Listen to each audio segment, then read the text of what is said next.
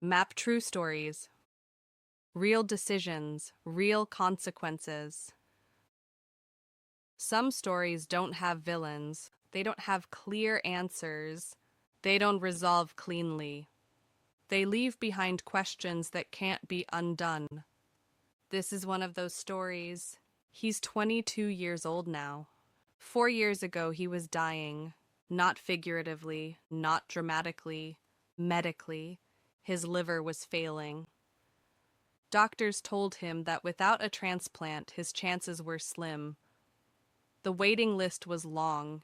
His condition was worsening faster than expected. There was no guarantee he would survive long enough to receive a donor organ. At the time, he came to terms with that reality. He accepted it. He made peace with the idea that his life might end early. What he didn't know was that someone else was making a decision that would change everything. His sister. She was 29 years old, married, happy, planning a future. She and her husband wanted children. They talked about it openly. They looked forward to it. From the outside, their life looked stable and full of promise. At the time of her brother's illness, she was pregnant. Early, less than 2 months. No one told him.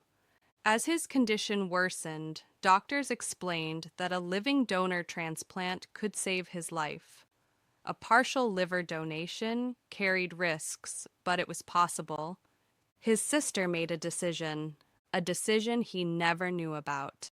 She chose to terminate the pregnancy so she could undergo the surgery.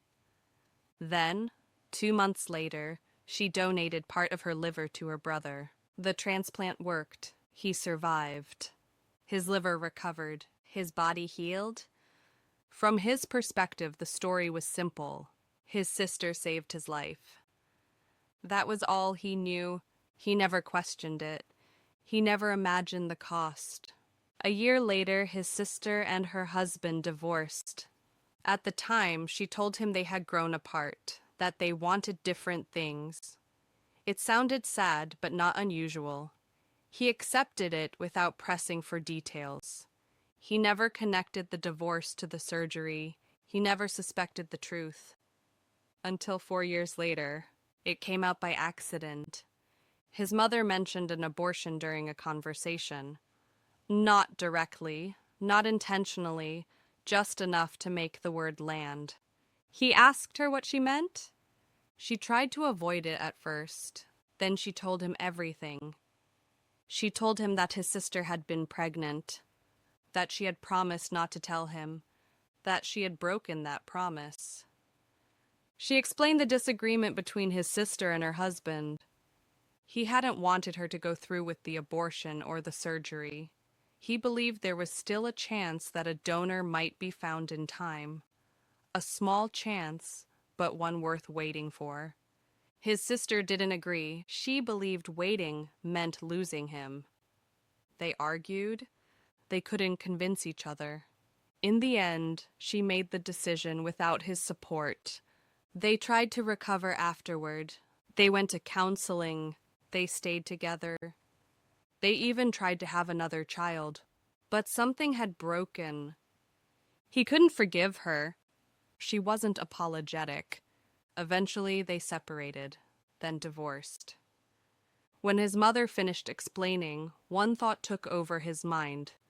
His sister saved his life and destroyed her own. He couldn't stop replaying the past. He remembered how calm he had been back then, how ready he was to let go, how he had accepted his fate. She hadn't. She chose him. And now he hated himself for it. He hated that she had lost a child she wanted. Hated that her marriage didn't survive. Hated that she carried all of this alone. He wondered why no one had told him, why her husband hadn't come to him, why no one had given him the chance to talk her out of it. He believed he would have. He believed he would have told her to stop, to let him go. But belief doesn't change reality. Now he sees his sister differently. She isn't happy. She hasn't been since the surgery. When he asked his mother whether his sister still believes she did the right thing, the answer wasn't reassuring. She's not sure.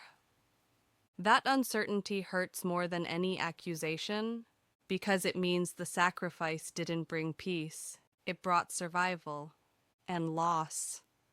Now he doesn't know what to do.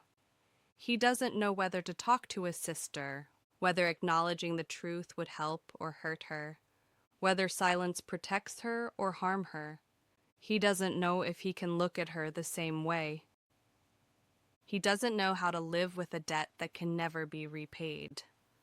This is the part of survival stories we don't talk about. Sometimes living comes with a cost that isn't yours to pay, but becomes yours to carry. Survivor's guilt doesn't always come from accidents or disasters. Sometimes it comes from love, from knowing that someone else chose your life over their own future, and realizing there is nothing you can do to make that choice fair. This story isn't about whether his sister made the right decision. It isn't about whether her husband was wrong. It isn't about medicine or morality. It's about what happens when love demands an impossible sacrifice, and what it means to live afterward. Because surviving doesn't always feel like winning. Sometimes it feels like carrying the weight of someone else's loss every single day.